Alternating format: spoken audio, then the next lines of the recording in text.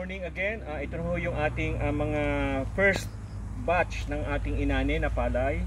So andito ulit si Brother Unel upang bigyan tayo ng update sa ating resulta ng Power Grow. Brad,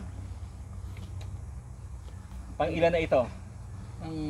Doon sa nauna natin. Una ay 54, ngayon Okay. ay 7, nasa 61 na. 61. Hindi pa okay. tapos yung anihan, Okay. 61 bags na. Okay. Ang na binanggit ko, ito ay nagre-range sa 50 to 60. Hindi pa ito 58. puno eh. 58 to 60 kilos ang isang sako. Okay. At ito ay yung ating rain fed. Rain natin. fed, sado lang ito. Rain fed. Tapos hindi natin ito na kumpleto. Hindi natin ito na kumpleto ng Power Grow, tama? Tatlo lang ang ginamit, dalawa lang ang ginamit ko nito, dalawa, isa nito.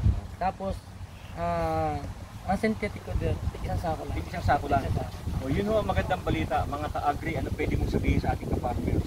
Ito muna, gusto natin makamino sa gastos, gumamit tayo ng foliar.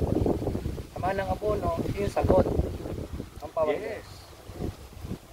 So mga kasamahan natin na farmers, ito na po ang solusyon sa napakamahal na presyo ng abono. Mag-Power Grow tayo.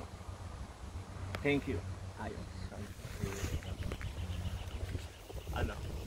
Hindi pa tapos tayo niya. At pala malaki